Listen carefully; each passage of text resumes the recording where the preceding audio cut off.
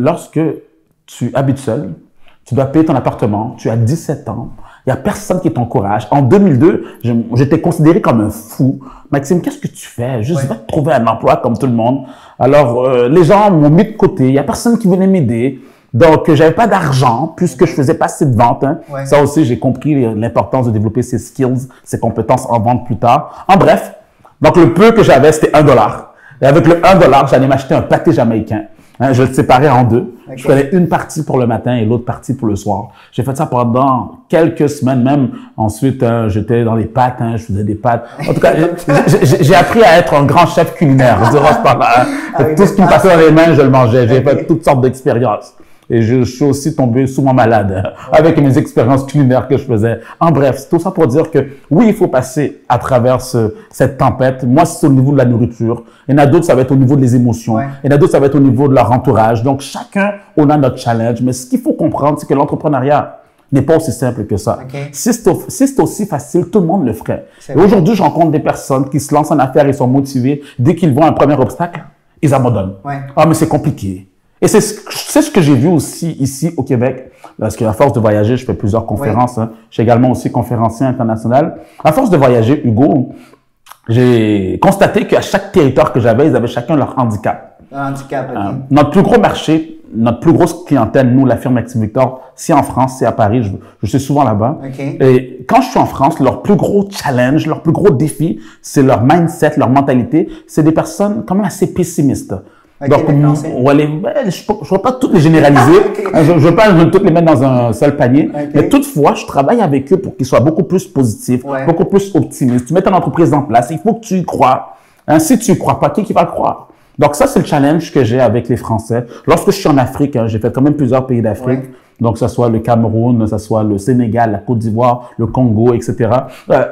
Lorsque je suis avec les Africains, leur plus gros challenge, eux, ils ont parfois ce sentiment d'être des victimes. Ma vie ne fonctionne pas, c'est à cause du gouvernement, c'est à cause de la famille, c'est à cause que quelqu'un a fait quelque chose. Donc, eux, je leur fais comprendre que si ta vie ne fonctionne pas, ne va pas comme tu te désires, c'est pas les circonstances externes. Ça va de l'intérieur vers l'extérieur, non pas le contraire. Maintenant, lorsque je suis au Québec, Hugo, le plus gros challenge que j'ai avec le monde ici, c'est quoi? Ils sont beaucoup trop confortables. Ils veulent se lancer, mais ils hésitent. Est-ce que je le fais? Est-ce que c'est le bon timing? Et pour ceux qui le font, dès qu'ils ont un premier challenge, dès qu'ils ont un premier défi, un premier obstacle, ils retournent à leur emploi, à leur 9 à 5, ils se disent, ben, au moins j'ai essayé. Bien au contraire, lorsque tu vois un mur, c'est pas de le contourner. Lorsque tu vois un mur, c'est pas de retourner. Lorsque tu vois un mur, il faut que tu l'abattes. Il faut que tu fonces dessus. Tu sais, en parlant d'obstacles, tu as mentionné un des obstacles. Tu disais souvent, quand tu étais plus jeune, tu habitais dans un appartement, il y avait 10 personnes, tu t'es partagé les toilettes. C'était quand même assez difficile à tes débuts. Très difficile, très difficile. C'était dans le coin, c'était à Cartierville. C'était, pour ceux qui connaissent un peu Montréal, c'était l'Acadie Salaberry. Donc, c'était un bloc appartement où il y avait uniquement des chambres. C'était un petit carré. Donc, dans la chambre, tu avais un lit et that's it. Il n'y avait rien d'autre. Alors, si tu voulais aller aux toilettes, ben, il fallait que tu sortes de ta chambre et la toilette était partagée avec tout le monde. Si tu voulais prendre ta douche, c'est la même chose. Il y avait une petite porte à côté. Maintenant, tu prenais ta douche dans la même douche que tout le monde, quoi. Moi, je me rappelle, je prenais ma douche les premières fois avec des chaussures. Tellement que c'était sale, c'était extrêmement sale. Donc, c'était un challenge. C'est vrai que j'aurais pu me trouver un emploi et ensuite, maintenant, me payer un bel appartement.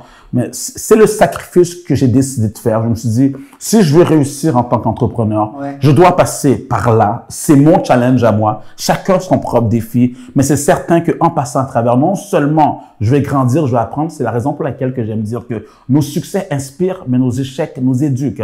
Donc, lorsque tu passes à travers des obstacles, des difficultés, ça te permet de grandir, ça te permet de te développer. Et c'est ce que ça m'a donné. C'est ça, c'est la raison pour laquelle aujourd'hui que je suis rendu coach en entrepreneuriat. Donc, lorsque les gens viennent me voir, ils me disent, Maxime, qu'ils veulent lancer leur entreprise. Donc, non seulement je peux les aider de manière concrète au niveau de leur stratégie de business, mais également aussi au niveau de leur mindset. Ils me disent, Maxime, j'ai de la difficulté, ça va mal à la maison, j'ai pas d'argent. Je te comprends. C'est beaucoup de mindset. C'est beaucoup de mindset. 80% se passe entre les deux oreilles. Il faut uniquement une seule journée pour tout abandonner. Et ici, c'est très facile. Un matin, tu te réveilles, tu te dis, tu sais quoi, oublie ça, j'allais me trouver un emploi. T'as pas le goût de te réveiller. T'as pas le goût de te réveiller. Et pourquoi? l'argent n'est pas là. Tu dis, attends, j'ai pas d'argent, qu'est-ce que je fous, qu'est-ce que je fais? Et la pression, hein, si t'as une copine, si t'as un copain, c'est toujours la même chose. Qu'est-ce que tu fais? Tu peux pas faire cela, ton entourage, tes amis. La société, Hugo, nous a conditionnés, nous a programmés, nous a fait un lavage du cerveau pour être des employés. À aucun moment, tu vas rencontrer, je sais pas comment on appelle ça, tu sais, lorsqu'on est à l'école, c'est la personne qui nous donne l'orientation de carrière. Oui, la personne qui s'occupe de la personne qui s'occupe de l'orientation de carrière. À aucun moment, lorsque tu fais le fameux test de personnalité, je sais pas si comment s'appelle leur test, à aucun moment, le résultat final tombe que ah, mais toi, monsieur Maxime, toi, tu es fait pour être entrepreneur. Non, il n'y a pas ça. Tous les choix qu'on nous donnait, c'est pour devenir un employé. Donc, lorsque tu sors, lorsque tu veux devenir entrepreneur, ça te demande une force surnaturelle pour sortir de ce créneau, de cet esclavage moderne que j'appelle, hein, qui veulent te garder. Toi, tu restes employé puis tu payes tes impôts comme tout le monde.